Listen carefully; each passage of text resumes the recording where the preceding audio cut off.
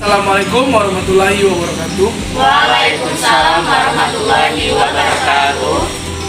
Perkenalkan, kami kelompok 2. Di sini kami akan mendiskusikan hasil kerja kami. Saya sebagai moderator, perkenalkan nama saya Feby Kurniawan, NPM F1B 022032, dan rekan saya.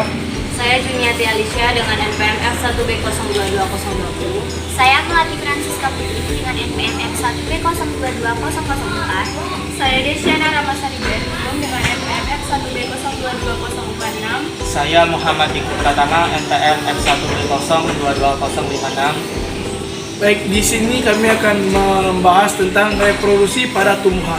Apa sih reproduksi pada tumbuhan? Reproduksi pada tumbuhan adalah suatu proses perkembangbiakan atau pembentukan individu baru pada suatu tumbuhan agar berkelangsungannya keturunan spesies tersebut. Perkembangbiakan dibagi menjadi dua, yaitu vegetatif dan generatif.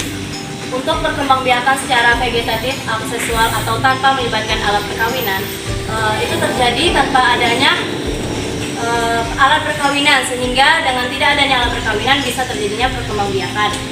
Untuk perkembangbiakan secara vegetatif itu ada dua, yaitu vegetatif alami dan vegetatif buatan. Untuk vegetatif alami itu meliputi membelah diri, contohnya pada pembelahan biner pada ganggang bulu, rizoma, akar tunggang atau akar pimpang, itu pada kunyit, lengkuas, jahe, dan untuk ke spora, contohnya itu pada tumbuhan lumut, tumbuhan paku. Untuk umbi akar itu pada wortel, untuk umbi batang itu pada tela, untuk umbi lapis itu pada bawang, dan untuk tunas itu pada bambu dan pada tutu. Kemudian vegetatif buatan. Nah, perkembangbiakan secara vegetatif buatan ini terjadi apabila manusia melakukan suatu budidaya terhadap suatu tumbuhan, di mana nantinya akan menghasilkan keturunan baru secara vegetatif. Nah, untuk contoh dari perkembangbiakan secara vegetatif buatan ini adalah yang pertama yaitu mencangkok, kemudian menempel atau ovulasi, yang ketiga menyambung atau entem, yang keempat ada merunduk, kemudian stek, dan yang terakhir adalah tutur jatinan. Kemudian perkembangbiakan generatif atau seksual. Reproduksi perkembangbiakan generatif atau seksual ini merupakan proses dua peleburan gamet jantan dan gamet betina. Proses peleburan dua gamet ini biasanya kita sebut dengan pembuahan. Reproduksi generatif ini terjadi pada tumbuhan berbiji gimnospermae, berbiji terbuka, maupun angiospermae berbiji tertutup. Pada gimnospermae berbiji terbuka ini contohnya ada cemara, pinus, dan lain sebagainya. Sedangkan pada tumbuhan berbiji tertutup, angiospermae itu perkembangbiakan yang kita bisa dapat lihat pada bunganya, yang di dalam bunga itu terjadi pada putik dan benang sarinya yang sebagai alat reproduksi bagi tumbuhan tersebut. Selanjutnya bagian dari bunga, yang pertama ada kelopak bunga. Kelopak bunga ini letaknya di dekat dasar bunga dan menyambung pada mahkota bunga. Yang kedua ada mahkota bunga. Mahkota bunga ini sangat beraneka ragam bentuk dan jenis bunga. Terus mahkota bunga ini merupakan salah satu ikon dari bunga untuk mengidentifikasi pada bunga tersebut. Terus ada dasar bunga. Dasar bunga ini bagian yang menghubungkan tangkai bunga dan mahkota bunga. Tangkai bunga merupakan bagian yang menghubungkan bunga dan batangnya. Terus ada benang sari. Benang sari ini merupakan alat kelamin pada jantan yang terdiri dari benang sari dan tangkai sari.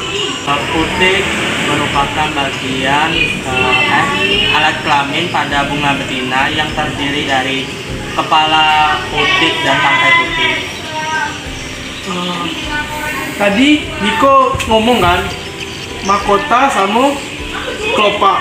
Apa sih Bu fungsinya mahkota sama kelopak dan apa kaitannya? Baiklah Feby, di sini saya akan menjawab dari pertanyaan Feby.